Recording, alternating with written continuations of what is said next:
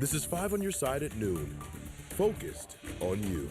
Sunny and mild as we go on the air at noon. Here's a live look at Lambert Airport. We are heading into some weather impact alert days as we get closer to the 4th of July holiday. Thanks for being here at noon. I'm Kay Quinn. Temperatures will be in the 90s today with all that sunshine. Meteorologist Jim Castillo is here with details on thunderstorms on their way and their weather impact. Jim? Yeah, the 2 days we're watching for weather impact alert days will be Wednesday and into Thursday. The timing on tomorrow's storms, we might see some showers around in the morning hours.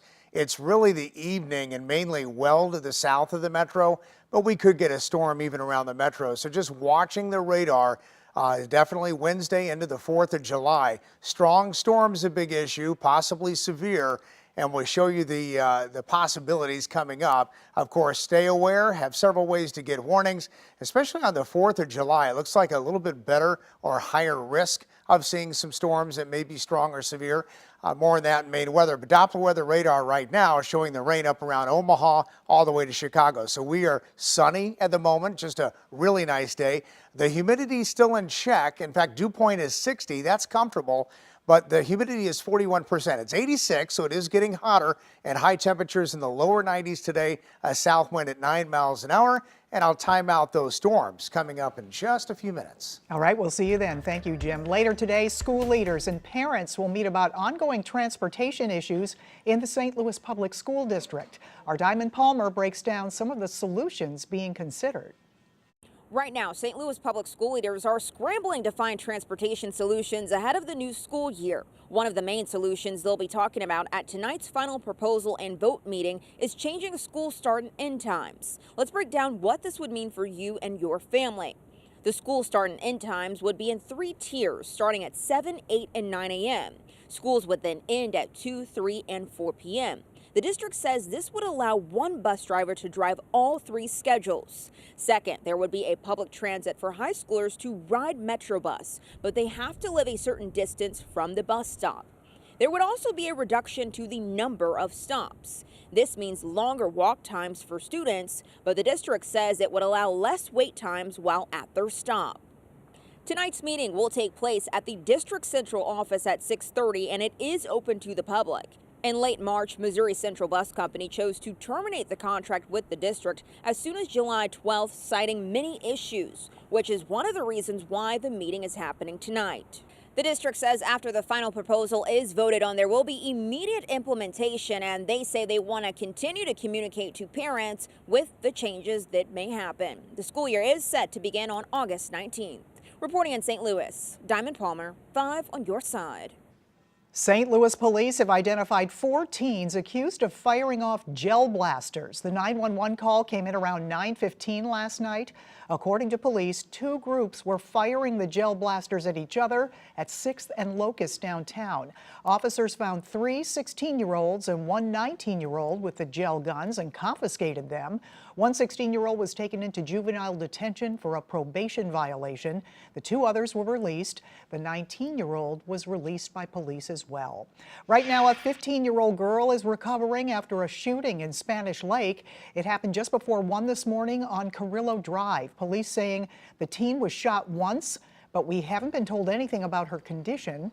We're working to learn if any arrests have been made. We'll continue to keep you informed as we learn more.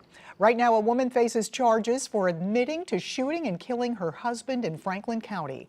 On Sunday, police say 31-year-old Samantha Lackey called them to report she had just shot her husband in Washington.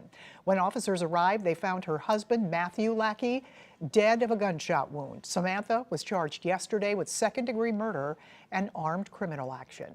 Right now, a South St. Louis man is fighting to survive after being shot during his backyard wedding reception. It happened early Saturday morning when Dulce and Manuel Gonzalez were celebrating at their Dutchtown home. That's when 2 men in masks walked through the gate and started going through people's pockets. They shot Manuel in the head. They just said, "Don't move." As soon as he said that, I ran inside, so I didn't witness when he got shot. I heard the gunshot when I was running through the house. So far, no arrests have been made. The family is asking anyone who knows anything to call police. There's currently a GoFundMe set up to help the family We have it posted on our website in the As Seen on TV section of KSDK.com. Governor Mike Parson's pen brought a glimmer of hope to families across Missouri Friday. The newly signed state budget includes funding for testing on long unidentified human remains, potentially solving cold cases. 5 on Your Side's Laura Barczewski talked with a family that's been waiting 45 years for some closure. It's one of those things where it's hard to believe that after this long, we're still searching for her. On April 17, 1979, 19-year-old Cheryl Ann Shear went to work at a gas station in Scott City, Missouri, just outside Cape Girardeau, when she was abducted at 11:30 in the morning. Her car, all her personal belongings, everything was left. So it's not like she just went off, because everything of hers was left. They've had leads in the case over the years, but her body has never been found. Cheryl's story is one that shocked and pushed legislators like State Representative Tricia Burns to put $1.5 million in the state budget for advanced DNA testing of unidentified bodies and remains. Not only does it create closure for families, but this is also a key to unsolved mysteries that have plagued communities and law enforcement agencies. What does our backlog of cases of unidentified persons look like? Last time when I was working on letters to the governor's office, we were at 120, and that number could have fluctuated over the last month or two. Dr. Lindsay Trammell, a forensic anthropologist in the St. Louis County Medical Examiner's Office, says identifying remains is tough even with new technology. It is my job, once they are brought into the medical examiner's office, to look at the remains, especially when they're not recognizable. She then gives that information to law enforcement to try and match it to a missing person, but that doesn't always work, which is where advanced DNA testing comes in. The last thing that we are going to do is submit maybe a bone or a tooth sample for DNA analysis. And there isn't a lab in the state of Missouri that actually has that technology. For those reasons, the process took years and was very expensive. With this new funding, the Missouri State Highway Patrol will be able to send off all the unidentified remains to a contractor, so maybe families like Cheryl's can find peace. Having this is going to give everyone more opportunity to submit things for analysis and hopefully identify these individuals and be able to bring them home to their families. Reporting in St. Louis County, Laura Barczewski, 5 on Your Side.